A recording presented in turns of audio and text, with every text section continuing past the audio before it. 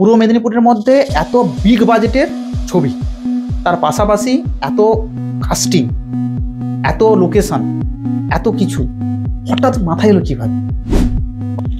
Challenge কি কি face করেছো? যদি অন ক্যামেরা বলতে না পারো, বাজেট কত ছিল?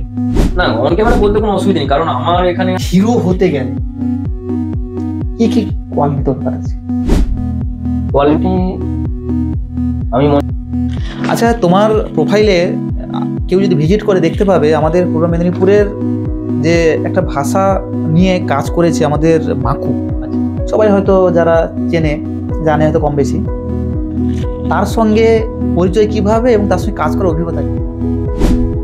আচ্ছা, মাকুর সঙ্গে তুমি কাজ করেছো, আমি যদি তোমাকে বলি যে অ্যাজ এ কমেডি অ্যাক্টর হিসেবে কত দেবে 10-এর মধ্যে?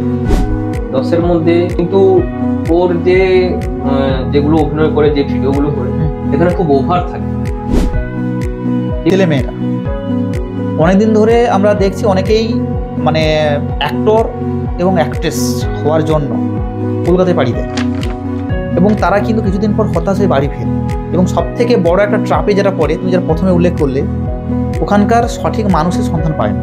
যে অনেক অ্যাক্টর যারা ফ্লপ অ্যাক্টর, মানে এখন অভিনয় করতে এখন করছেন, তারা কিন্তু বিভিন্ন জায়গায় অ্যাক্টিং স্কুল খুলে নিয়ে বসেছে। তোমার মনে হয় ওখান থেকে চান্স পাওয়া যায়?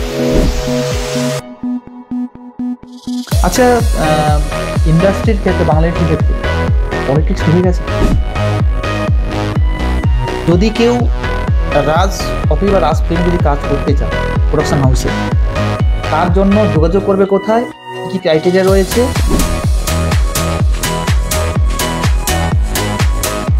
পূর্ব মেদিনীপুরের মধ্যে প্রথম একটা সিনেমা তৈরি করা এবং সেই সিনেমায় নিজের প্রযোজক হিসেবে কাজ করা এবং সেই প্রযোজক ছাড়াও নিজে লিড রোলে অংশগ্রহণ করা এবং সেই সিনেমাটাকে পুরোপুরিভাবে সফলতার পথে নিয়ে যাওয়া।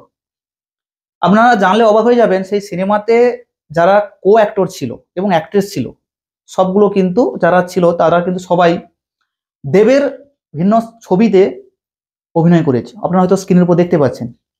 সেই বাংলা সিনেমার হিরো রাজ, তার প্রথম সিনেমা পারবো না ভুলতে তোকে, তারই গল্প শোনাতে আজকে আমাদের স্টুডিওতে উপস্থিত।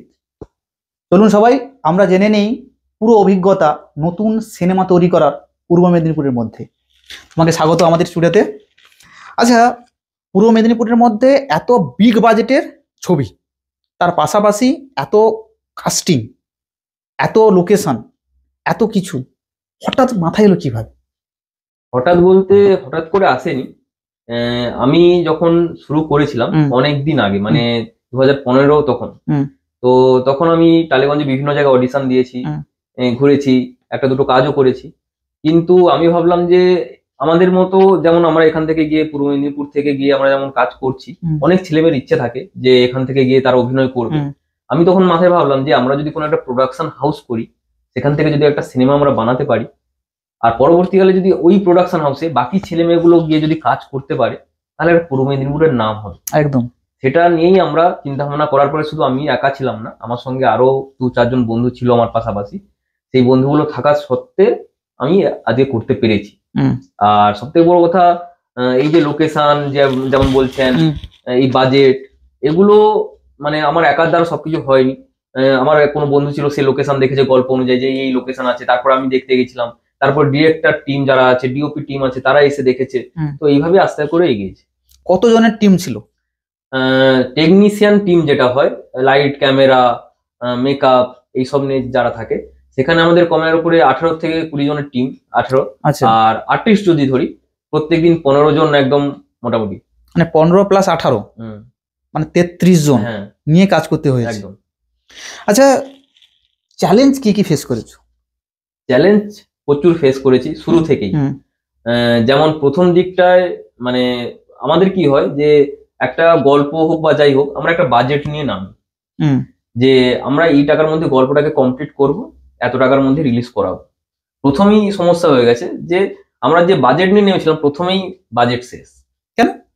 কারণটা হচ্ছে ভুলভাল কিছু, মানে এই যেমন এই টিম বলছি না, টিমের মধ্যে এবার যদি সবাই যদি কিছু না জানে, তাহলে সমস্যা হবে একদম।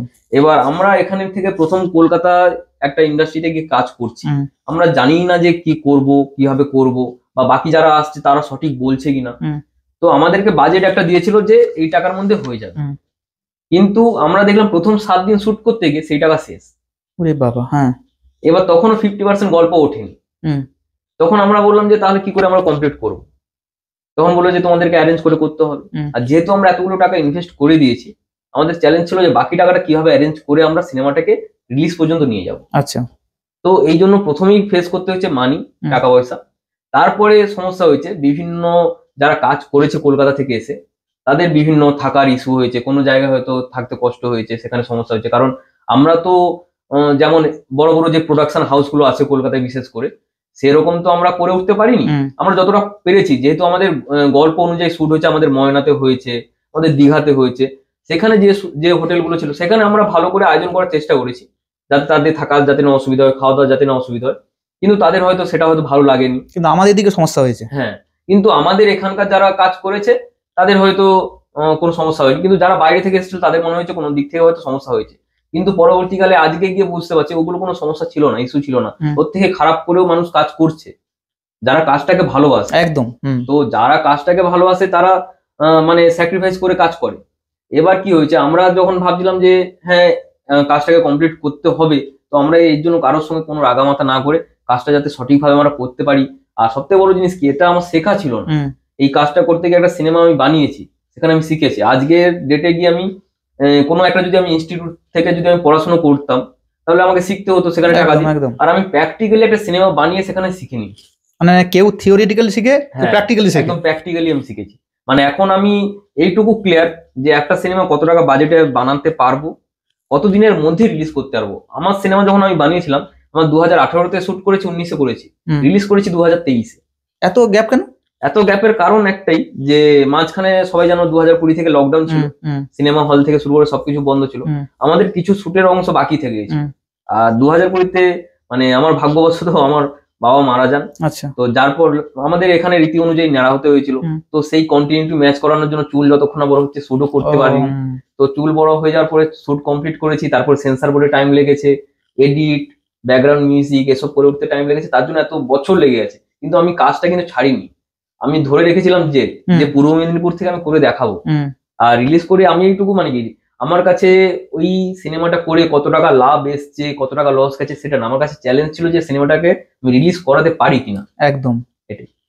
আচ্ছা, যদি অন ক্যামেরা বলতে না পারো, বাজেট কত ছিল?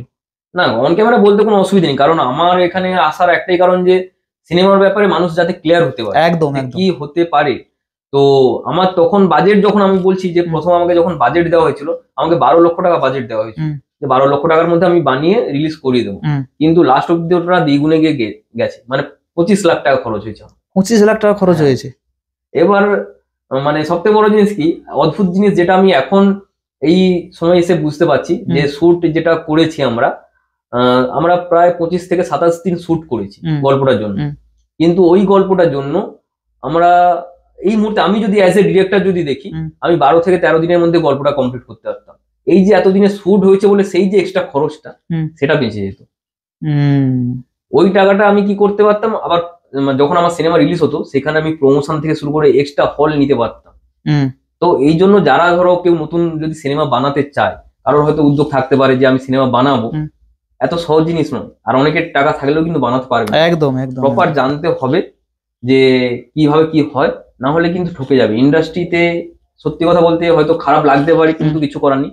95% মানুষ ভুল, 5% মানুষ সঠিক। ওই 5% মানুষের সঠিক মানুষের কাছে যেতে কিন্তু খুব সময় লাগবে, জানবেই না, তার আগে কিন্তু সে ঠকে যাবে, বাড়ি ছেলে বাড়িও চলে আসবে। কথা সই, একদম।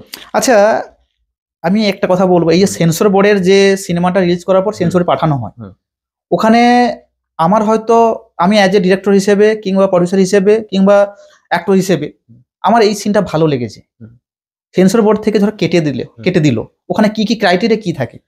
না, ওই রকম কাটে না কোনো সিনেমা। ব্যাপারটা হচ্ছে সেন্সর বোর্ডটা সিনেমা রিলিজের আগে হয়, পরে হয় না। এবার সিনেমা রিলিজের আগে সেন্সর করাতে হয়। সেন্সরের সিস্টেম হচ্ছে ওই দিন যে প্রডিউসার ওনাকে থাকতেই হবে, যে ডিরেক্টর আছে তাকে থাকতেই হবে সেন্সর বোর্ডের সময়। ওখানে একটা টিম আছে, ওখানে স্ক্রিনিং করা আছে। আমি গিয়েছিলাম, আমার সঙ্গে ডিরেক্টর যিনি ছিলেন উনিও গিয়েছিলেন। তো ওখানে কি হয়, পুরো সিনেমাটা চালানো হয়। এবার 5 জন মহিলা 5 জন পুরুষ থাকে ভিতরে, সেন্সার যারা ই করে। এবার সেখানে তারা পুরো গল্পটাকে দেখে, গল্প দেখতে দেখতে তার মনে হলো কোনো একটা ভালগার সিন আছে, খারাপ সিন আছে, যেটা যাবে না, সোসাইটির উপর ইফেক্ট করতে পারে, করতে পারে। তো তারা সেটা পজ করবে, নোট করবে, সবকিছু এরকম ভাবে চেক করলো। করার পরে এবার যে ডিরেক্টর এবং প্রডিউসার দুজনকে ডাকা হয় ভিতর, চেক করার পরে যে আপনাদের এই সিনটা আছে, এটার উপরে আপনি ডেসক্রাইব করুন, কেন এটা দিয়েছেন, কেন দিয়েছেন, এর তাৎপর্য কি। যদি মনে হয় যে হ্যাঁ ঠিক আছে, যদি ঠিকঠাক বোঝাতে পারে, তাহলে সিন কাটা যাবে না। তার জন্য কি হয়, কোন সিন এখনো পর্যন্ত কিন্তু এখনো সিনেমা কাটা যায় না, কি হয় গ্রেড দেওয়া থাকে, ইউ গ্রেড, ইউ এ ভাগ থাকে, ঠিক আছে। আবার এ ইউটা হচ্ছে ইউনিভার্সাল, ঠিক আছে, সবাই দেখতে পারবে, সবাই দেখতে পারবে, ছোট বাচ্চা থেকে সবাই। ইউ এ হচ্ছে ইউনিভার্সাল কিন্তু অ্যাডাল্ট, সেটা হচ্ছে কিরকম 18 বছরের ঊর্ধ্বে, না 13 থেকে সবাই দেখতে পারবে, 13 বছরের নিচে মিনিমাম 13, আর এ যেটা থাকবে সেটা 18 বছরের ঊর্ধ্বে। আচ্ছা, এইভাবে থাকে। এবার ওখানে বলে দেবে যে আপনার এটা আছে, এর জন্য কিন্তু আমি ইউ এ দেবো, আর আপনি যদি এই সিনটা কেটে দেন আবার নতুন করে আপনাকে সেন্সর করাতে হবে, তখন আপনার ইউ আসতে পারে, তখন আমি ওই সিনেমাটাকে মানে ব্যবসার দিক দিয়ে যদি দেখতে চাই, এবার যেগুলো টিভিতে যেসব সিনেমা চলে সেখানে বেশিরভাগ ইউ গ্রেডের চলে বা ইউ এ চলে, এটা চলে না, ঠিক আছে। তো এর জন্য ওরা সিদ্ধান্ত করে যে না আমার ঠিক আছে, ওই সিনটা আমার থাকবে, আমি ইউ এ সার্টিফিকেটটাই চাইছি। কিন্তু আমাদের গল্পেও কিছু কিছু সিন ছিল যেগুলো ওরা বলেও ছিল যে এই সিনটা কি কারণ ছিল, তো আমরা বলেছিলাম এই কারণের জন্য রাখা হয়েছে। একটা দুটো খিস্তি গালাগালি ছিল, একটা দুটো একটু সিন একটু আলাদা রকম ছিল, তো আমরা বোঝাতে পেরেছিলাম বলে আমরা কিন্তু ইউ পেয়েছিলাম। আচ্ছা, ইউ এ না, ইউ এ না, শুধু ইউ। আচ্ছা, ইউনিভার্সাল, হ্যাঁ ইউনিভার্সাল আমরা সার্টিফিকেট পেয়েছিলাম, ঠিক আছে। সেটা আমি নিশ্চয়ই আপনাকে দেখাবো, আমি নিশ্চয়ই দিলে আপনি নিশ্চয়ই দেখাবেন, অবশ্যই স্ক্রিনের উপর দেখে নেবে, ঠিক আছে। ইউ ছিল। এবার এই হচ্ছে মোটামুটি। আচ্ছা, ওই যে কোনো একটা সিনেমা শুরু হওয়ার মানে শুরু যখন হয় তখন কিন্তু সার্টিফিকেট একটা উপরে স্ক্রিনের উপর ভাসে, ব্যাকেট লেখা থাকে ইউ এ, ওই সার্টিফিকেট কথা, ওইটার কথাই বলছি, ওইটাই হচ্ছে সেন্সর কপি। তাহলে ওখানে সবাই বুঝে যাবে, যারা অডিয়েন্স বুঝে যাবে যে সিনেমাটার ভেতরে যদি কোনো ভালগার সিন থাকে বা কোনো কিছু খারাপ সিন থাকে ওখানে বোঝা যাবে, প্লাস পোস্টারও এখন দেওয়া থাকে। আচ্ছা, ব্যাকেটে লেখা থাকে, হ্যাঁ ব্যাকেটেই থাকবে। এবার বিশেষ করে যেগুলো ছোট ছোট পোস্টার আছে, নাম আছে, সেখানেই লেখা থাকে ইউ এ বা এ লেখাই থাকে, অনেক যখন লেখা থাকে। আচ্ছা, হিরোইন কোথাকার ছিল? হিরোইন কলকাতা। আচ্ছা, মানে লিড রোলে যে ছিল? হ্যাঁ, লিড রোল যে ছিল কলকাতা ছিল, সাইডে আরো একজন ক্যারেক্টার ছিল, সেও কলকাতারই ছিল। আর বাকি তো যারা কাজ করেছেন, যে আমার মার রোলে যে কাজ করেছেন তুলিকা বসু, সবই তো জানেন, দেবের অনেক বইতে তো মার ভূমিকা কাজ করেছে। আচ্ছা, হিরোইন যিনি এসেছিলেন আর কিংবা ওই যে যার কথা বললেন, তুলিকা ম্যাডামের কথা বললেন আপনি, ওনাদের পারিশ্রমিক বলতে কোনো সমস্যা আছে? পারিশ্রমিক বলতে সমস্যা নেই, কিন্তু তখন তো অনেক আগে শুট করেছিলাম, তখন পারিশ্রমিকের সঙ্গে এখন অনেক ডিফারেন্স আসবে। তবুও একটা অ্যাপ্রক্স যদি বলা যায়, হিরোইন হিসেবে কত নিয়েছে আর ওনাকে যার যে মা ভূমিকা পালন করেছে কত নিয়েছে? পার ডে হিসেবে এগুলো হয়, ঠিক আছে। পার ডে যেমন হিরোইন যখন ছিল সে 3K করে নিয়েছে, 3000 পার ডে, ঠিক আছে। আর তুলিকা দি মানে যিনি আমার মায়ের রোল করেছে দেবের, 25K তখন। এখন হয়তো প্রায় 40,000-এর কাছাকাছি হয়তো গেছে, কি 50 পার ডে। ভাবতে পারছেন তো, একটা সিনেমা তৈরি করতে হিরোইন নিয়েছে 3000 টাকা করে পার ডে তে, কিন্তু কতক্ষণ শুট হলো এটা বড় কথা নয়, পার ডে হয়ে গেলে একটা সিস্টেম আছে। যারা বক্স আর্টিস্ট হয়, বিশেষ করে তুলিকা বসু, বিশ্বজিৎ চক্রবর্তী, এদের একটা শিডিউল থাকে 8 ঘন্টা। আচ্ছা, 8 ঘন্টা মনে কাজ করে, 8 ঘন্টা কাজ করবে, ঠিক আছে। এবার যারা টেকনিশিয়ানও থাকে, মানে যারা ডিওপি থাকে বা যারা লাইটের যারা ছেলেগুলো থাকে, ঠিক আছে, তাদেরও সেম 8 ঘন্টা টোটাল থাকে। এবার তার থেকে যদি 3 ঘন্টা 4 ঘন্টা থাকে এক্সট্রা তোমাকে পে করতেই হয়, এটা সিস্টেম। আচ্ছা, ছবিটি বানানোর সময় অনেক জায়গাতে তো শুট হয়েছে, আমি পূর্ব মেদিনীপুরে যারা বললে দীঘা প্লাস আমাদের এদিকে শুট হয়েছে, মানুষ হেল্প করেছে বা কিংবা পুলিশ বা প্রোটেকশনের ব্যাপারে কিছু হেল্প পেয়েছে? হেল্প বলতে আমাদের খুব কষ্ট হয়নি, মানে যেখানে বলেছি আমাদেরকে বলেছে যে ঠিক আছে কোন জায়গায় শুট করছো, সেটা যেমন আমরা রেয়াপাড়াতে করেছিলাম, রেয়াপাড়া শিব মন্দিরে, ওখানে আমরা করেছিলাম 4-5 দিন শুট, ওখানে হেল্প করেছে আমাদেরকে পুলিশ থানা থেকে। আমরা একটা আমাদের যে অফিসিয়াল প্যাড আছে সেখানে আমরা বলেছিলাম যে আমরা এইভাবে শুট করছি, এইভাবে এতজন আসছে, তো একটু যদি নজরদারি থাকে, তো ওখান থেকে লোক রেখেছিল, কারণ ওখানে প্রচুর ভিড় হয়ে গেছিল, আমরা শুট করেছিলাম যখন, মানে লোকের লোকালয় হয়ে গেছিল, তো সেগুলো স্ট্রাগল করার জন্য মোটামুটি এসেছিল। আচ্ছা, প্রথম সিনেমার নাম পারবো না ভুলতে তোকে, হঠাৎ নামটা মাথায় কি করে এলো? এই যে নামটা, নাম কিন্তু প্রথম সিনেমার আগে দেওয়া হয় না। আচ্ছা, একটা গল্প লেখাও একটা মোটামুটি একটা নাম ঠিক করা থাকে, ঠিক আছে? এটার গল্পের নাম ছিল আলাদা, সেটা আমি আজকে রিভিল করি। স্বপ্ন সাথী প্রথম নাম, গল্পের নাম স্বপ্ন সাথী ছিল, ঠিক আছে? তো গল্প বানানো হয়েছে, সবকিছু রেডি হয়েছে। গল্প যখন আমরা লাস্ট দেখলাম, মানে গল্পটা আমরা তো বারবার দেখছি, তো বললাম যে এই নামটা যাবে না, ওর থেকে ভালো নাম কিছু একটা দিতে হবে। তো তারপরে ভাবলাম যে পারবো না ভুলতে তোকে। কারণটা কি এই নামটা, সেটা তো সিনেমা যদি কেউ দেখে এই সিনেমাটাকে, এখন ইউটিউবে আমার দেওয়াই আছে। আমি আপনাদের বলে দিই, এই সিনেমার লিঙ্ক কিন্তু আমার কমেন্ট বক্সে দেওয়া থাকবে, কিংবা আমাদের ডেসক্রিপশন বক্সে দেওয়া থাকবে। আপনারা ডাইরেক্টলি কিন্তু গিয়ে ইউটিউবে লিঙ্ক দেওয়া থাকবে, লিঙ্কে গিয়ে পুরো সিনেমা দেখে নিতে পারবেন। খুব চমৎকার একটা সিনেমা। সব থেকে বড় কথা হচ্ছে পূর্ব মেদিনীপুরের সিনেমা, সাপোর্ট আমাদেরই করতে হবে। আচ্ছা, তারপরে এবার ওইখানে মোটামুটি ওই যে মানে কি বলছিলাম জানো, নামকরণ। হ্যাঁ, তো ওই তো ওই সিনেমাটা দেখলে মোটামুটি যারা দেখবে বুঝে যাবে যে কি কারণে নাম হয়েছে। পারবো না ভুলতে তোকে, পারবো না ভুলতে তোকে, মানে কাউকে ভুলতে পারছে না, কি কারণে।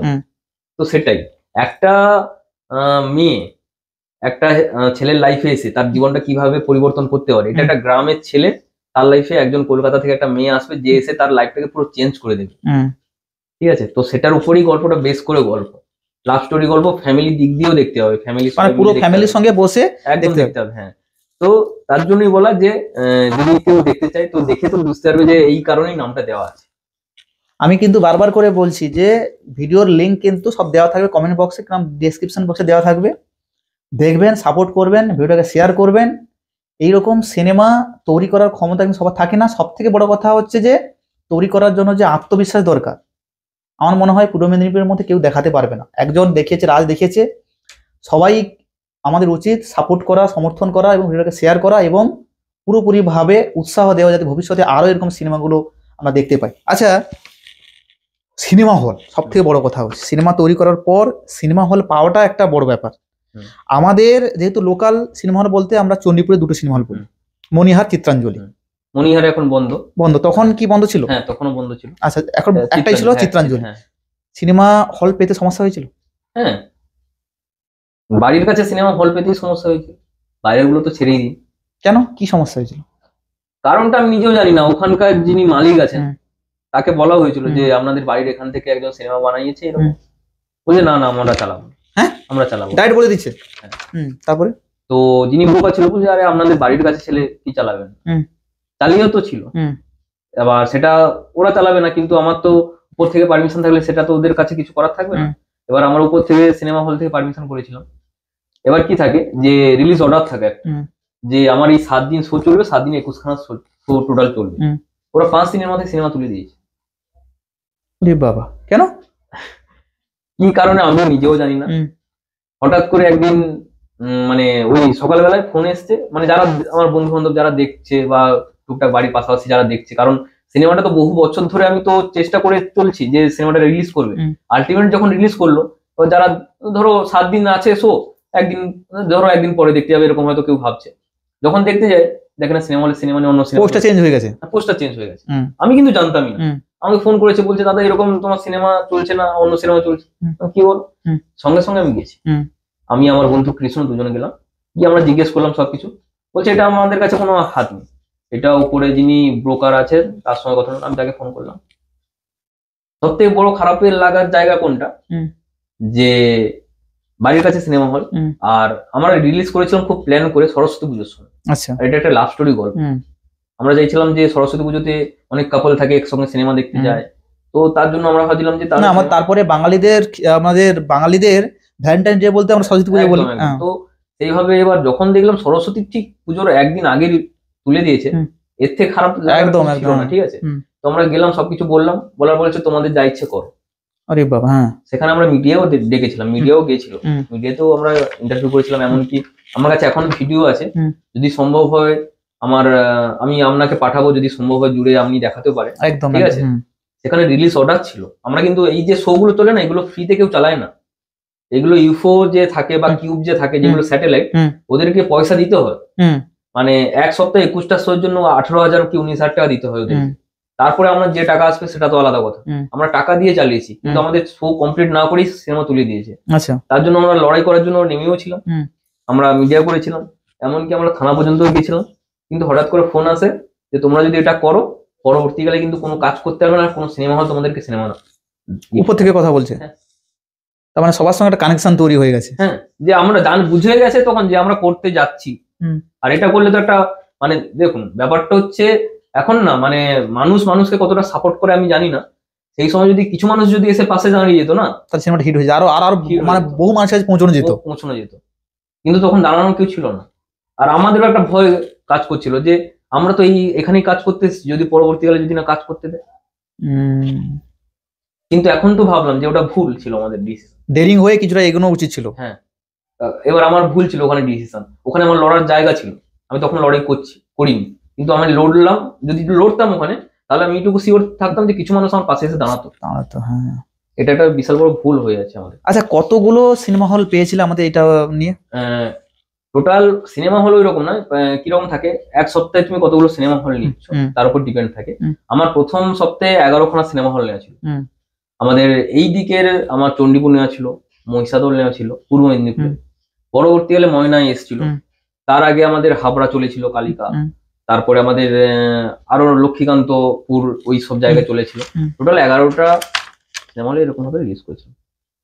আচ্ছা, অন ক্যামেরাতে আমি বলছি তোমার বাজেট ছিল 25 লাখ অ্যাপ্রক্স, কতখানে বেনিফিট হয়েছে? লাভ তো হয়নি, লস হয়ে গেছে পুরো।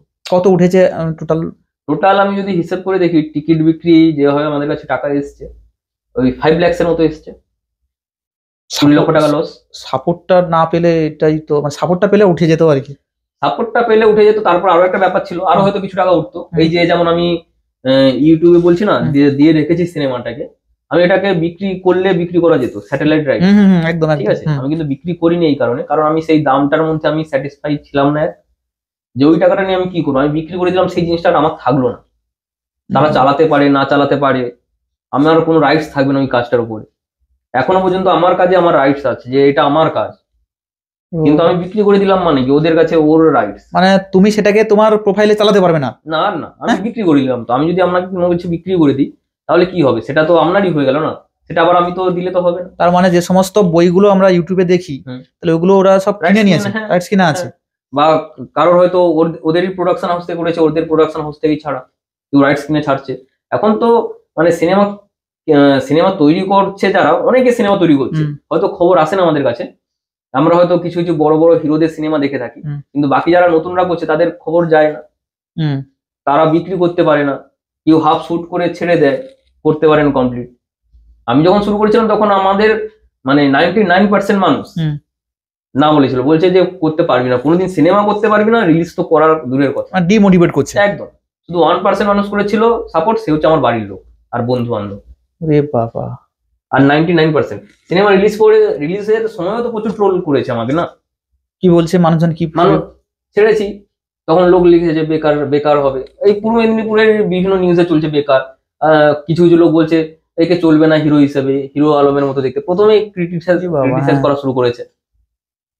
এই হচ্ছে ব্যাপার, মানে মানুষের এইভাবে সাপোর্ট, মানে মানুষ এটা দেখবে না যে কিভাবে কষ্ট করে বানিয়েছে, এটা আগে দেখছে যে সে কিভাবে করে ফেললো। হয়তো তার মনে হচ্ছে যে একে চলবে না ভাই, তুই জানিস, ঠিক আছে, তুই 10 জনের সামনে বলছিস যে একে চলবে না, এই হিরো হিসেবে চলবে না, তাদের মনের উপর প্রভাবটা পড়ছে। হ্যাঁ, এবার ব্যাপারটা কি হয় যে আমি ওটাকে ট্রোলটা ব্যাপারটা ওটা আমি সেভাবে সিরিয়াসলি নিইনি, কারণ ভগবান তো আমাকে বানিয়েছে, একদম যেমন বানিয়েছে আমি তেমনই দেখি। আমার মনের ইচ্ছে ছিল, স্বপ্ন ছিল যে আমি একটা সিনেমা বানাবো, প্রোডাকশন হাউস করব, পরবর্তীকালে সেখানে অনেক ছেলে মেয়ে কাজ করবে। অলরেডি আমার একটা টিম আছে যেখানে ছেলেমেয়েরা কাজ করছে, একটা ইউটিউব চ্যানেল আছে যেখানে করছে, এমনকি পরবর্তীকালেও কাজ করবো, সেটা আপনি জিজ্ঞেস করলে নিশ্চয়ই বলবো। তো ব্যাপারটা হচ্ছে প্রথমেই মানুষ যদি বলে যে একে এর মতো দেখতে, একে এর মতো দেখতে, তাকে তার মতো দেখতে, সাউথে তো কত হিরো আছে, অনেকে দেখতে খারাপ তারপরেও সেই হিরো, অনেকে দেখতে অনেক মোটা, অনেকে দেখতে অনেক বেটে, তাদের তো কারোর মনে সিক্স প্যাক নেই বর্তমান দিনে, হয়তো আর মুভিতে মনে হয় সিক্স প্যাক আমরা দেখেছি, আর টোটালি ও দেখতে পাই না, সবাই তো খুব গালুগুল টাইপের এবং খুবই হেলদি, বিশেষ করে বিজয়, তারপরে আরেকজন আছে যেন নামগুলো ভুলে যাচ্ছি, সাউথের ম্যাক্সিমাম হিরো গুলো। এবার ব্যাপারটা হচ্ছে কি, সাউথে তারা সাপোর্ট করে, তারা সিনেমা কালচারটাকে দেখে, সিনেমাটাকে প্রচুর ভালোবাসে, হ্যাঁ, সেটা মানে এর জন্য সাউথ কেন আমরা সবসময় বলি সাউথ সাউথ কেন করি আমরা, কারণ আজকে যদি আমাদের বাংলার এই জায়গায় দাঁড়িয়ে যদি একটা কেউ যদি একটা কাজ করছে তাকে যদি সাপোর্ট করে যে হ্যাঁ তুমি করো আমরা আছি পাশে পেছনে আছি, হ্যাঁ তুমি কেমন দেখতে কি ব্যাপার সেটা না, তুমি ভালো গল্প বানাও আমরা সাপোর্ট করবো, তবেই তো উদ্যমটা বাড়বে একটা জায়গায়, তবেই তো হবে। আমি লাস্ট বলি, আমি এই রিসেন্ট একটা সিনেমা দেখলাম কান্তারা 2, ঠিক আছে, কান্তারা এই একটা সিনেমা মানে আমার মনে এতটা প্রভাব ফেলেছে, সেটা হচ্ছে 2000 সম্ভবত 2021 কি 22 হবে সিনেমাটার ফার্স্ট পার্ট এসেছিল কান্তারা। তখন আমি দেখেছিলাম, আমি ওই সিনেমা দেখে ফ্যান হয়েছিলাম। ঋষভ শেট্টি যিনি আছেন উনি কিন্তু এখনো পর্যন্ত গিয়ে দেখলে হেভি দেখতে সুন্দর ব্যাপার না, অভিনয় দারুণ, ডিরেকশন দারুণ, তার অভিনয় তার স্ক্রিপ্ট সে ডিরেকশন। কিন্তু এখন যদি আমি বলি যে আমি একটা গল্প করব, আমি একটা হিরো, আমি ডিরেকশন দেব আর আমি প্রডিউস করব, যদি বললো এ সব করবে, এ সব জানে, কিন্তু আমি যে জানি সত্যি সেটা ব্যাপার না, সে তো জানে, সে তো এত সুন্দর করে বানিয়েছে, আমি তাহলে পারবো না কেন? আমার মাথায় যদি সেটা থাকে তাহলে আমি কাজ করতে পারবো না। কিন্তু প্রথমে আমাদের এখানকার মানুষ কি করবে, এর দ্বারা হবে না, এ পারবে না, আরে একবার সাপোর্ট করে তো দেখো। আজকে যটা বড় সিনেমা হলে এই যে এতগুলো সিনেমা ধরো দেবে জিতের, এদের যে সিনেমাগুলো চলছে, এরা তো একটা এজের তো একটা জায়গা চলে এসেছে। এর পরের জেনারেশনে একটা হিরো আমাকে দেখাতে পারবেন? এরপরে বাংলার ইন্ডাস্ট্রির একটা হিরো, যে এই একটা হিরো উঠছে, দেখো একটা দেখিয়ে দিন তো, কেউ নেই। এবার একটা যদি তোমরা সাপোর্ট করো যে হ্যাঁ মেদিনীপুর থেকে একটা ছেলে উঠছে, সে কাজ করছে, আমরা সাপোর্ট করি, পরবর্তীকালে আমাদের মেদিনীপুরে একটা নাম হবে, সেটা কিন্তু কেউ নেই। প্রথমে বলবে এ কোথা থেকে করেছে, এ কোথা থেকে করেছে, এটাই ব্যাপার। এটা সব থেকে বড় কথা হচ্ছে যে বর্তমান দিনে মানুষজন কেউ ভালো কিছু করতে গেলে তাকে টেনে নিয়ে আসতে চায়, ওপরে গিয়ে উঠলে তাকে আগে প্রথমে নামাবে, যে ওকে উঠতে দেওয়া যাবে না, না না, ওর নাম হয়ে গেলে তো কি হয়, মানে ক্ষতি, তার মনে হয় এরকম। একদম একদম। সবাই যারা দেখছেন আপনাদের বলবো, অন ক্যামেরা আমি বলছি, আপনাদের সামনে আমি বলছি, তোমাকেও বলছি, এই বিষয়ে অ্যাসুরেন্স দিচ্ছি, ইন ফিউচারে যখন কোনো সিনেমা বেরোবে, রিলিজ করবে, সিনেমার ফার্স্ট আউটলুক থেকে শুরু করে বা তারপরে হচ্ছে ট্রেলার থেকে শুরু করে যখন কোনো হবে, আমি কথা দিচ্ছি তোমাকে, আমার এই চ্যানেলে কিন্তু, আমার ফেসবুক চ্যানেলে অবশ্যই কিন্তু দেখতে পাবে, আমার যারা ভিউয়ার্স আছে, অডিয়েন্স আছে, সবাই দেখতে পাবে এই চ্যানেলের মধ্যে। তোমাকে কথা দিয়ে দিলাম, সাপোর্ট, আমার পূর্ণ সমর্থন থাকবে। যদি কোনোদিন প্রয়োজন পড়ে সিনেমা করার ক্ষেত্রে বা কোনো কিছুর ক্ষেত্রে, অবশ্যই তোমার সঙ্গে আমি থাকছি। আচ্ছা, প্রথম সিনেমাটি নায়ক হিসেবে কাজ করা, ক্যামেরার সামনে প্রথম, তো এটা একদম একদম। অভিজ্ঞতা কেমন? অভিজ্ঞতা বলতে প্রথম দিন যেদিন শুটে যাই, প্রথম দিনই আমি ভয় পুরো শেষ। কারণটা হচ্ছে আমার প্রথম দিনই অভিনয় করেছে তুলিকা বসুর সঙ্গে, যিনি এত বড় বড় গীতের মায়ের প্রফেশনাল, একবারে একদম দেবের মায়ের রোল করেছে, তার সঙ্গেই প্রথম দিন আমার পড়ে গেছে।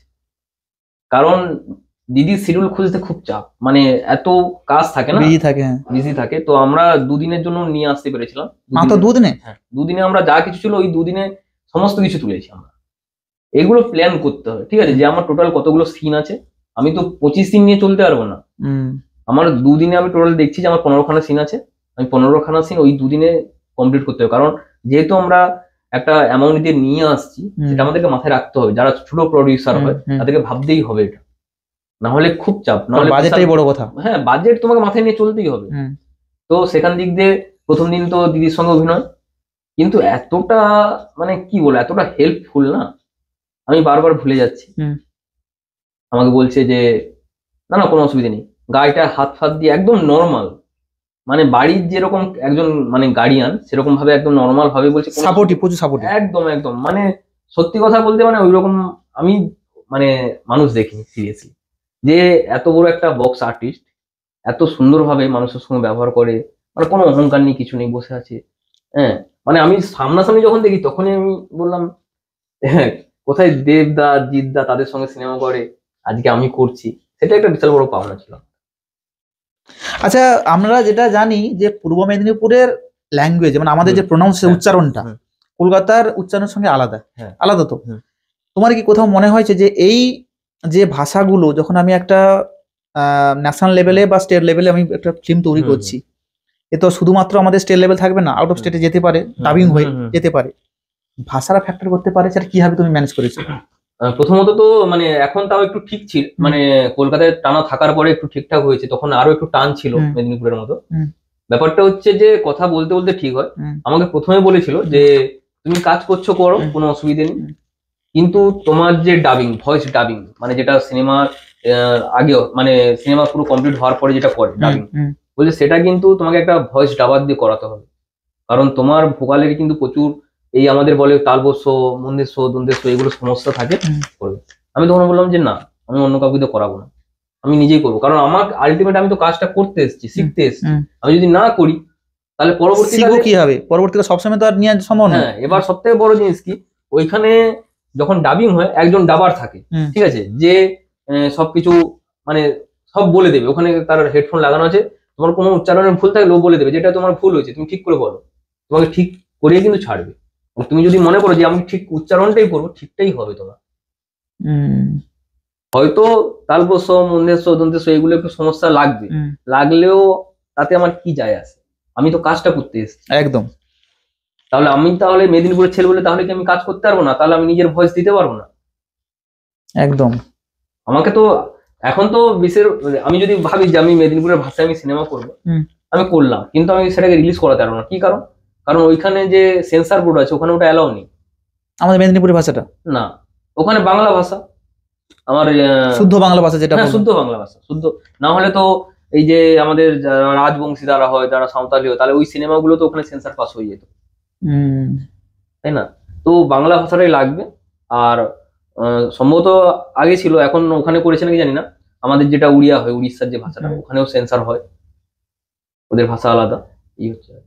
আচ্ছা, লোকেশন যে হয়েছিল, লোকেশনের ক্ষেত্রে কি ম্যানেজ করেছো?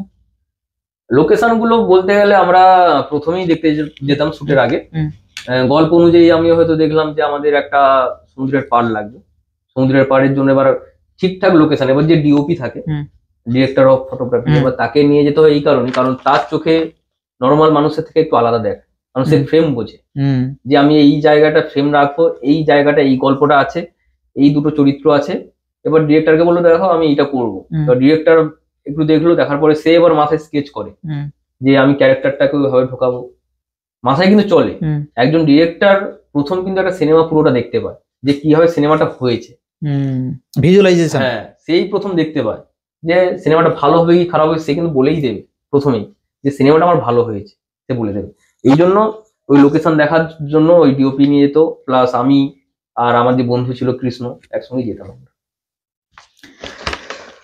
আচ্ছা, প্রযোজক এবং নায়ক দুটো দায়িত্ব, ব্যালেন্স কিভাবে হলো? খুব চাপ হয়েছে, খুব চাপ। কারণটা না হিসেবে কাজ তো করছি, অভিনয় করছি, এই যে বললাম প্রথমেই যে বাজেট, এত টাকা তো একটা সাধারণ পরিবার থেকে আমি বিলং করা, এত টাকা তো অ্যারেঞ্জ করা সম্ভব না। সত্যি কথা বলতে প্রচুর মানুষ হেল্প করেছে, মানে টাকা ধার দিয়েছে, ঠিক আছে। এইদিকে দেখছি যে আমার যে বাজেট খরচ হয়ে গেছে, আমি হয়তো একটা শিডিউল বানালাম যে আমার 7 দিনের খরচ আছে 2 লাখ টাকা, আমি 2 লাখ টাকা নিয়ে গেছি, গিয়ে হোটেলে সব দেওয়া হয়েছে। এবার যখন হোটেল ছাড়বো তখন দেখি যে হোটেলে আরো 50-60 হাজার টাকা বাকি আছে। ম্যানেজ করলে কিভাবে?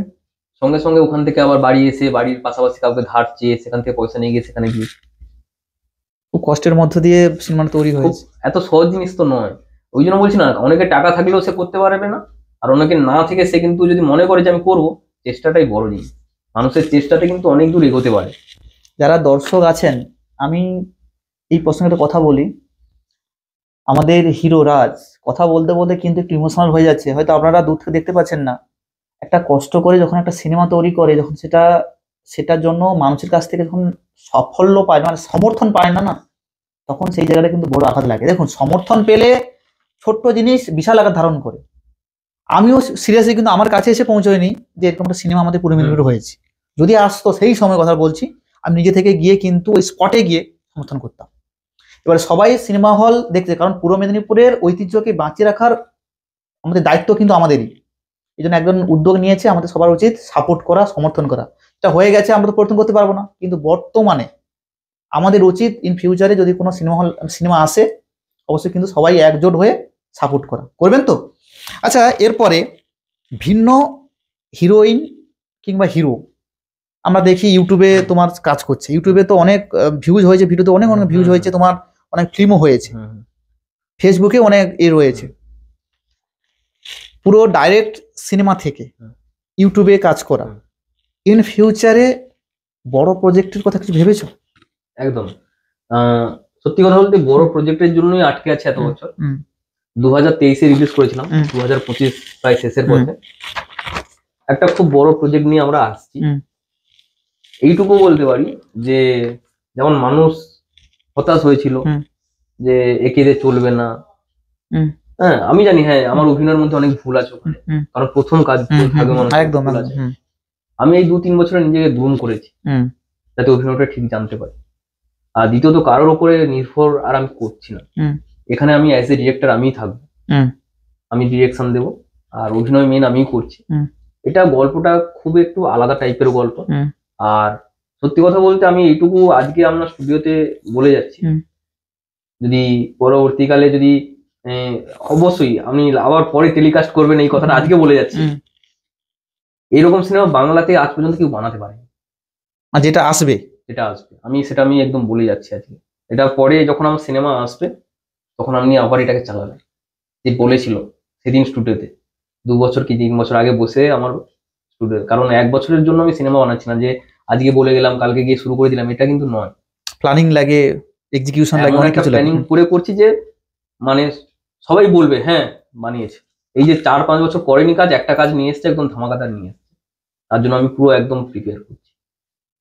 আমাদের দর্শকের পক্ষ থেকে এবং আমার টিমের পক্ষ থেকে অগ্রিম শুভেচ্ছা এবং অভিনন্দন থাকলো। আমরাও আশা করব যাতে কোনোদিন এরকম আসুক, আমরা ফুল সাপোর্ট করবো। আচ্ছা, যে সিনেমাটা বললে, আচ্ছা অ্যাডভান্স একটু হিন্টস দেওয়া যাবে যে থিমটা কেমন হবে, লোকেশন কি হবে, বা কি টপিকের উপরে হতে পারে, এরকম ভেবেছো কিছু?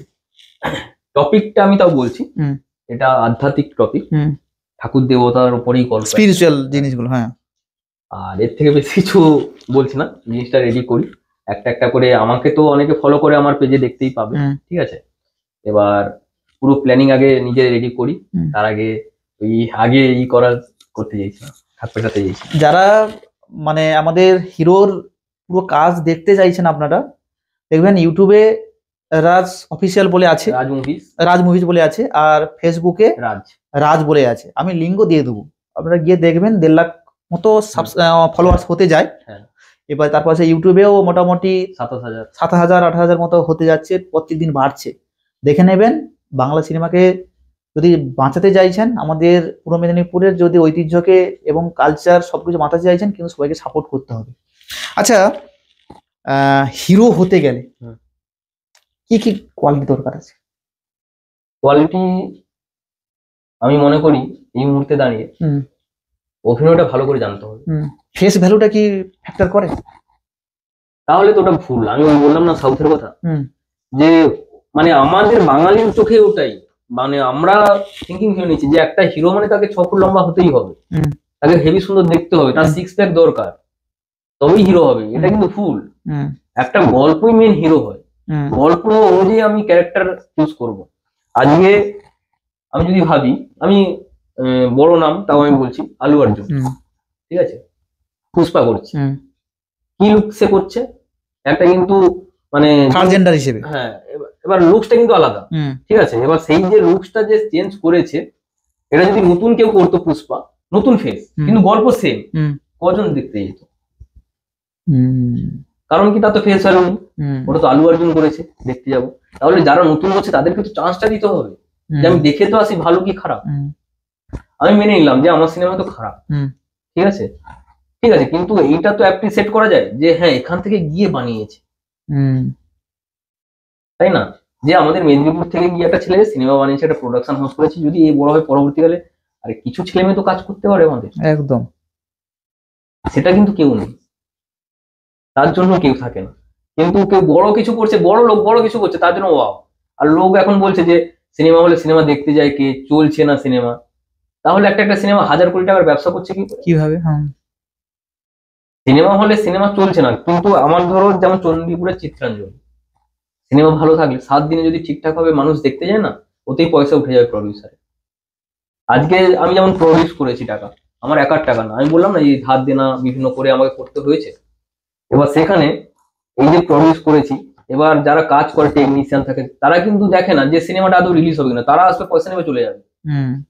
এই যে আপনি বললেন হিরোইন কেন, বাকি যারা কেন, এরা কিন্তু কেউ দেখবে না যে সিনেমা একটা শুট করে এসেছি, সিনেমাটা রিলিজ হলো, তারা বলবে না, তো প্রডিউসারের কাছে। কারণ প্রচারের জন্য ওরা কি এসেছিল? না না, ওর জন্য ডাকলে আরো টাকা নিত, হয়তো নিত, আমি বলিনি। আর হ্যাঁ নিত নিশ্চয়ই, কারণ হুট করে তো আসতো না, কারণ সবার একটা টাইমের ভ্যালু আছে, তো সেখানে হয়তো নিত হয়তো। কিন্তু আমি প্রচারের জন্য ডাকিনি কাউকেই, কারণ আমরা রিলিজ করেছিলাম তাড়াহুড়ো করে, কারণ এত বছরের কাজ আটকে আছে। যখন সেন্সার বোর্ডের কার্ডটা হাতে আসে তখন রিলিজ পেয়েছি, কারণ সেন্সার বোর্ড ছাড়া কিছু না একদম। এবার সেন্সার বোর্ড পেয়ে গেছি মানে তুমি 1 বছর পরে রিলিজ করো, 6 মাস পরে করো, করাতে পারবে। আর আমার বাড়ির লোকের এতদিনের একটা ওয়েট, কবে আসবে কবে আসবে, সবাই বলছে যে কবে আসবে, এই গ্রামের লোক বলছে এই আসবে, বলছে অমুক দিন তমুক দিন, কই আসছে না। এই যে ব্যাপারটা, যা সেন্সার বোর্ড এসছে সঙ্গে সঙ্গে বললাম যে রিলিজ করাতেই হবে। আচ্ছা, হিরোইন যে তোমার যে প্রথম ফিল্মে কাজ করছিল, এখন সে কি কোথায় কাজ করছে না? টুকটাক কাজ করছে সিরিয়ালে, না সিরিয়ালে কিছু কিছু জায়গায় কাজ করে, মোটামুটি প্রফেশনাল একজন অ্যাক্ট্রেস, ভালো অ্যাক্ট্রেস, অভিনয়ও ভালো, তো কাজ করছে। আচ্ছা, তোমার প্রোডাকশন হাউসে যদি কেউ কাজ করতে চায় কি কি ক্রাইটেরিয়া আছে? প্রথম কথা দেখো, অভিনয় তো কেউ শিখে আসতে পারবে না, ঠিক আছে, অভিনয় শিখতে হবে। এবার আমাদের এইদিকে মানুষের খুব ভুল ধারণা আছে যে সবকিছু ফ্রিতে হয়ে যায়, ঠিক আছে, এটা কিন্তু ভুল। মানে তোমাদেরকে যারা যদি কেউ পডকাস্ট দেখে থাকো যে এরকম অভিনয় করতে চাও, এটা ভুল যে ফ্রিতে সবকিছু হয়, ফ্রিতে কিচ্ছু হয় না, কিচ্ছু হয় না। এখন জলও কিনে খেতে হয়, একদম সেরকমই একটা পয়সা লাগে আমাদের, কারণ তুমি কিছু জানো না, তোমার পেছনে আমরা টাইম দিচ্ছি, আমরা শিখে এসেছি, আমরা একটা টাইম দিচ্ছি। এবার তুমি সেই জায়গাটা তোমাকে তৈরি করা হবে। যেমন একটা জায়গায় তুমি শিখতে যাও, কোন একটা ইনস্টিটিউটে কেউ যদি ম্যাথ করতে যায় একটা ইনস্টিটিউট, সেটা একটা পয়সা দেয়, ফিজ দিচ্ছে। সেরকম তুমি এখানে শেখো ফার্স্ট। এবার শিখতে শিখতে আমাদের প্রথমে তুমি শর্ট ফিল্ম যেগুলো হচ্ছে ইউটিউবে কাজ করো, দক্ষতা বাড়ো, তারপরে যখন আমরা বড় প্রজেক্ট করবো সেখানে নেব। আচ্ছা, তোমার প্রোফাইলে কেউ যদি ভিজিট করে দেখতে পাবে আমাদের পূর্ব মেদিনীপুরের যে একটা ভাষা নিয়ে কাজ করেছে আমাদের মাকু। আচ্ছা, সবাই হয়তো যারা চেনে জানে হয়তো কম বেশি, তার সঙ্গে পরিচয় কিভাবে এবং তার সঙ্গে কাজ করার অভিজ্ঞতা কেমন? মেইনলি তার সঙ্গে পরিচয় ওই আমাদের সিনেমার পরে আমার বন্ধু যে কৃষ্ণ, যে পুরো প্রোডাকশনের দায়িত্ব নিয়ে থাকে, সেই যোগাযোগ করেছিল। তো সেখান থেকে আমাকে লিঙ্ক পাঠিয়েছিল, বললো যে এরকম কাজ করে এখানে, যেহেতু ইউটিউবে কিছু কাজ করি বলছিস, তাহলে এখানে কাজ করতে পারিস। তো তারপরে ওর সঙ্গে কাজ করানো। অভিজ্ঞতা কেমন? অভিজ্ঞতা খুবই ভালো, মানে কোঅপারেটিভ খুব, মানে মোটামুটি ওইরকম নেই যে আসবে শুট করে চলে যাবে, মোটামুটি অনেকক্ষণ ধরে শুট করে যতক্ষণ শেষ হচ্ছে, সে রাত্রিবেলা 10টা বাজুক 11টা বাজুক, মোটামুটি কাজ কমপ্লিট করেই যায়। আচ্ছা, মাকুর সঙ্গে তুমি কাজ করেছো, আমি যদি তোমাকে বলি যে অ্যাজ এ কমেডি হিসেবে, কমেডি অ্যাক্টর হিসেবে কত দেবে 10-এর মধ্যে? Honestly review. 10-এর মধ্যে 6। বাকি নয় কেন? বাকিটা কেন দিচ্ছি না, কারণটা হচ্ছে যে মেদিনীপুরের ভাষা নিয়ে করছে, সবকিছু ঠিক আছে, কিন্তু ওর যে যেগুলো অভিনয় করে, যে ভিডিওগুলো করে, সেখানে খুব ওভার থাকে, ঠিক আছে, ডায়লগ বলা, থ্রোয়িং, তারপরে মুখে যেভাবে এক্সপ্রেশন করে সেগুলো ওভার থাকে। যেহেতু কমেডি করছে তার জন্য ওভার লাগে, কিন্তু আমার মনে হয় যে একটু বেশি ওভার থাকে আর কি। আচ্ছা, আমার অনেকে ভিউয়ার্স আমাকে ভিডিওগুলো পাঠিয়েছিল, আমি দেখেছিলাম, আমারও মনে হয়েছে যে একটা ডায়লগ বলতে গেলে আমরা ক্রিটিসাইজ করছি না, আমরা শুধুমাত্র মানে জাস্ট অ্যানালাইসিস করছি। একটা অ্যাক্টর হিসেবে আমাদের অ্যাজ এ অডিয়েন্স হিসেবে আমরা শুধু অ্যানালাইসিস করছি। তুমি যেটা বললে ওভার, এটাকে আমি বলবো ওভার অ্যাক্টিং। তোমার কি মনে হয় কোনো অ্যাঙ্গেল থেকে মনে হয় যে মাকুর যে জিনিসগুলো দেখায় সেগুলো প্রথম দিকে হয়তো দর্শকরা ভালো করে নিয়েছে, এই বর্তমান যুগে দাঁড়িয়ে যে ফ্লোটা, যে মেদিনীপুরের ভাষার একটা, হ্যাঁ ঠিক আছে, ইউনিকনেস আছে বলে মানুষ দেখেছে, বর্তমানে ওই যে ফ্লোটা বা দর্শকের যে ফিডব্যাকটা নেগেটিভিটি যাচ্ছে? হ্যাঁ, সেটা একটা তো আছে। আর সবথেকে বড় জিনিস যে এখন তো অনেক ক্রিয়েটার আছে যারা এখন কমেডি বানাচ্ছে মেদিনীপুরের ভাষায়। যেমন আমাদের কাছে প্রায় চলে আসে অ্যাঙ্কার চন্দন বলে একজন, সুকুমার মন্ডল বলে একজন, তো এরাও যথেষ্ট আমাদের মেদিনীপুরের ভাষাকে রিপ্রেজেন্ট করছে এবং ভালো ভালো কমেডিও করছে। তো সেখানে যদি আমরা দেখতে যাই যে ওরা এত কম দিনে এত গ্রো করেছে, তো সেখানে মাকু যদি এত দিন ধরে কাজ করছে তার গ্রোটা আরো বেশি হওয়া দরকার। তাহলে সেখানে আমার মনে হয় যে এই মুহূর্তে কোনো জায়গা থেকে একটু ডাউন যাচ্ছে। আচ্ছা, পূর্ব মেদিনীপুরের ছেলে মেয়েরা অনেকদিন ধরে আমরা দেখছি অনেকেই মানে অ্যাক্টর এবং অ্যাক্ট্রেস হওয়ার জন্য কলকাতায় পাড়ি দেয়, এবং তারা কিন্তু কিছুদিন পর হতাশ হয়ে বাড়ি ফেরে। এবং সব থেকে বড় একটা ট্রাপে যেটা পড়ে, তুমি যেটা প্রথমে উল্লেখ করলে, ওখানকার সঠিক মানুষের সন্ধান পায় না। এবারে কি হয়, ওরা ভিন্ন রকম জায়গাতে আমরা দেখি যে অনেক অ্যাক্টর যারা ফ্লপ অ্যাক্টর, মানে এখন অভিনয় করতে এখন করছেন, তারা কিন্তু বিভিন্ন জায়গায় অ্যাক্টিং স্কুল খুলে নিয়ে বসেছে। তোমার কি মনে হয় ওখান থেকে চান্স পাওয়া যায়? কোনো মতেই পাওয়া যায় না। ওখানে যে অ্যাক্টিং স্কুলগুলো আছে, ওই বললাম না, যেমন ধরুন আমাদের কাছে এলেও পয়সা লাগে, কিন্তু আমার প্রপার গাইডটা দেবো, ওখানে কিছু যায় আসে না। কারণ আমার বাড়ি তো এখানে আমরা মেদিনীপুর থেকে জানি যে প্রত্যেকের কত কষ্টের পয়সা, আর ওদের বাড়ি ওখানে। আর ওই অ্যাক্টর গুলোকে তুমি কিছু করতে পারবে না। তুমি কতবার ওখানে ঘুরবে যদি না কাজ দেয় তোমাকে? বাড়ি থেকে কতবার যাতায়াত করবে? ধরো একটা অ্যামাউন্ট নিল যে তোমাকে একটা কাজ দেবো, তুমি ঢোকো, তারপরে তুমি হয়তো অভিনয় শিখলে, তোমাকে বলে তোমার এটা সমস্যা হবে না। আর যদিও তোমাকে নেয় ওখানে, তোমাদেরকে কি কাজ দেবে? সিরিয়ালের জুনিয়র আর্টিস্ট, সাইডে ক্রাউডের কাজ, পিছনে দাঁড় করিয়ে রাখবে, ডায়লগ থাকবে না, ওইগুলোই দেবে। তার মানে ওরা যে শেখাচ্ছে, ওরা বলছে পুরোপুরি চান্স করে দেবো, ওই পেছনে চান্স করে দেবে, মানে ক্রাউডের প্লেসে আর কি। ধরো কোনো বিয়ের বাড়িতে কোনো একটা রাখবে, ওখানে 50 জন লাগবে, ওখানে গিয়ে দাঁড় করিয়ে দেবে। এই তো তুমি দেখছো, বলবে ওই তো তোমাকে দেখাচ্ছে, তোমাকে নিয়ে গেছি, আস্তে আস্তে হবে, এইরকম বলবে। আর তুমি বাড়ি থেকে কত, একটা কলকাতার মতো জায়গায় গিয়ে থাকা খাওয়া খরচ, সেটা বাড়ি থেকে কতদিন তোমাকে দেবে? তাই না? তো মেদিনীপুর শুধু নয়, মানে কলকাতা মানে বাদ দিয়ে বাকি সব অনেক জায়গা, দুর্গাপুর থেকে কেউ আসছে, কেউ আসানসোল, কেউ বর্ধমান, তো বিভিন্ন জায়গা থেকে মানুষ আসছে ওখানে অভিনয় করার জন্য। ছেলেমেয়েরা আসে, সকালবেলা স্টুডিওর সামনে লাইন, লম্বা লাইন, শুটিং করবে, হিরো হবে, হিরোইন হবে, সবাই তো সেম জিনিস স্বপ্ন নিয়ে যায়, কিন্তু কেউ ভাবে না যে আমি একজন অ্যাক্টর হবো, অভিনেতা হবো। কিন্তু হিরো দরকার, হিরো হিরোইন দরকার। তো ওটাই তারা সেটাই ফায়দা নেয় না, যে তোমায় করিয়ে দেবো। আচ্ছা, বাংলা ইন্ডাস্ট্রির কন্ডিশন বর্তমান দিনে খুব খারাপ। মানে একটা সিনেমা হল আজকে রিলিজ করলো, তারপর দিন দেখলাম যে ইউটিউবে রিলিজ হয়ে যাচ্ছে।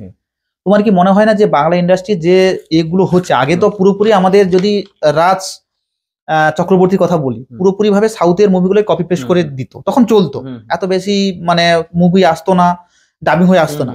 কিন্তু এখন কি মনে হচ্ছে না যে বাংলা ইন্ডাস্ট্রির এই বেহাল দশার জন্য ডিরেক্টররা ভয় পেয়ে যাচ্ছে যে কোন একটা ফিল্ম তৈরি করছে? তোমার মনে হয় কি উন্নতি করতে পারে বাংলা ইন্ডাস্ট্রি উন্নতি করার জন্য? বাংলা ইন্ডাস্ট্রির অবস্থা খারাপ ঠিক বলবো না, ব্যাপারটা হচ্ছে ওই বললাম না যে আমি একটা নতুন প্রডিউসার, সাপোজ বলি, ঠিক আছে, আমি একটা নতুন প্রডিউসার, আমি একটা ছোট সিনেমা বানাবো, সেখানে আমি নতুন সব কাস্টিং নিয়ে করবো। এবার আমি যখন কাজ করব, তখন সমস্যা আসবে প্রথমে গিল্ড থেকে। আমার 5 লাখ টাকা বাজেট একটা সিনেমা। এবার গিল্ড বলতে কি, ওদের একটা গিল্ড আছে। গিল্ড বলতে সেখানে একটা ক্রাইটেরিয়া আছে যে তুমি যদি একটা শুটিং করো, তোমাকে এই জিনিস নিতে হবে ওখান থেকে, এই লোককে নিতে হবে, তোমাকে কম্পালসারি টেকনিশিয়ান টিমকে তোমাকে ওখান থেকে নিতে হবে। আর তাদের বাজেট বেশি, হ্যাঁ, তোমাকে নিতেই হবে, লবি। হ্যাঁ, তারপরে এবার তুমি যদি না নাও, তাহলে তোমার সিনেমা রিলিজ হবে না, তোমাকে থ্রেট দেবে। এটা নিয়ে তো মানে কথাও হয়েছিল, এটা নিয়ে আমাদের যিশু সেনগুপ্ত কথাও বলেছিল, এটা নিয়ে লড়াই করার চেষ্টাও করেছিল, কিন্তু কোথায় গেল, হারিয়ে গেছে। তো আমি সেটা আমার কাছে আমি দেখেছিলাম, আমার কাছে ভিডিওটা হয়তো নেই, সেখানে বলেছিল যে আমি একটা প্রডিউসার, আমি এতজনকে নিয়ে কাজ করবো কেন, আমি একদিনের শুটিং আছে আমার বাকি, আমার এতজন লাগবে না, কিন্তু আমাকে নিতেই হচ্ছে, আমাকে সেই এক্সট্রা পেমেন্ট দিতে হচ্ছে, কিন্তু সেটা তো হল থেকে আসছে না। তাহলে আমি যদি কম বাজেটের মধ্যে একটা সিনেমা বানাতে পারি, তাহলে তো আমার রিস্ক কম, আমি তো সেই পয়সাটা রিটার্ন করতে পারবো, পয়সাটা তুলতে পারবো, লাভ দরকার নেই, কিন্তু পরবর্তীকালে আমি তো আবার একটা ইনভেস্ট করতে পারবো। আমি একটা সিনেমা বানিয়েছি, আমি বললাম না যে আমার এত টাকা লস, এবার আমি ওই লসটা আমি কি করবো, আমি তো লোকের কাছ থেকে ধার করে নিয়ে গেছি টাকা, তাকে তো আমাকে আলটিমেট পয়সাটা দিতে হবে, তাই না? এবার প্রডিউসারের ঘটি বাটি যাই বিক্রি হবে, ঠিক আছে, সেটা কেউ দেখবে না, ওই গিল্ডের কেউ দেখবে না, ওরা দেখবে যে আমরা যাচ্ছি বসে পয়সা নেবো। যেমন কি থাকে যে ওই ওটাকে নামটা আমি ভুলে যাচ্ছি, রাউন্ড ট্রলি, আচ্ছা, ঠিক আছে, যেটা তোমার লাগবে না হয়তো তোমার শুটে, তোমাকে বলে যে হ্যাঁ ওটা নিতে হবে, ওর জন্য ওইটা ঠেলার জন্য 2-3 জন আসবে, এসে বসে থাকবে, তোমার লাগুক না লাগুক তারা এসে বসে থাকবে, পয়সা নেবে।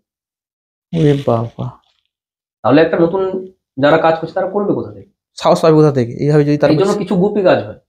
গুপি কাজ কি, যে কেউ জানবে না, ইন্ডাস্ট্রি জানবে না যে কি সিনেমা হচ্ছে।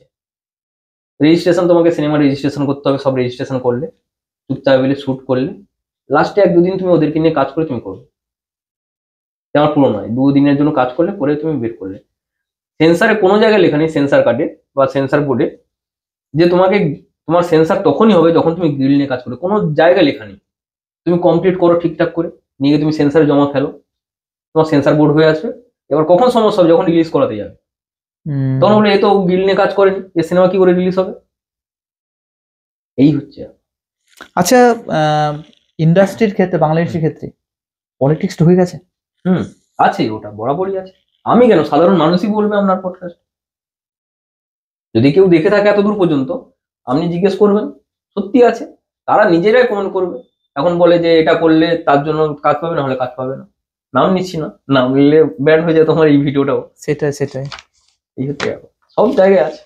আচ্ছা, সবশেষে একটা কথা বলবো, সবগুলো আমরা শুনলেন, যদি কেউ রাজ অফিস বা রাজ ফিল্মে যদি কাজ করতে চায় প্রোডাকশন হাউসে, তার জন্য যোগাযোগ করবে কোথায়, কি কি ক্রাইটেরিয়া রয়েছে, বা যদি একটু বল।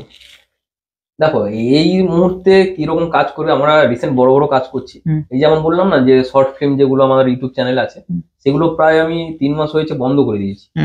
কারণ হচ্ছে বড় কাজ নেই করছি। আমি যদি ইউটিউবেরও কাজ দিই, সেটা পুরো 1 ঘন্টার উপরে একটা গল্প থাকবে, সিনেমাই থাকবে, সেটা ইউটিউবের সিনেমা, সেটার মধ্যে গান থাকবে, সেটার মধ্যে মারামারি থাকবে, সবকিছু থাকবে। সেরকম আমার একটা সিনেমা বানানো আছে আনাড়ি বলে, ইউটিউবের জন্য 1 ঘন্টা প্লাস গল্প, সেটা মানুষ দেখতে পারে।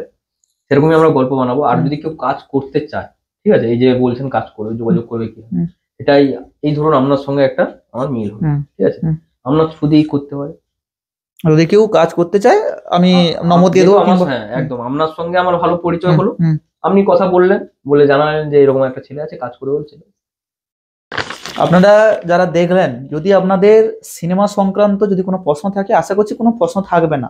আপনারা পরিষ্কার বুঝতে পারলেন যে একটা বাংলা ইন্ডাস্ট্রির ক্ষেত্রে একটা সিনেমা তৈরি করতে কি কি বাধা পেরিয়ে একটা ফাইনালি একটা ফিল্ম রিলিজ হয়, এবং রিলিজ শুধু হওয়া নয়, সেখান থেকে ফাইনালি যে আউটপুটটা আসবে, এটা কতটা পাওয়াটা কঠিন যদি কেউ না সাপোর্ট করে।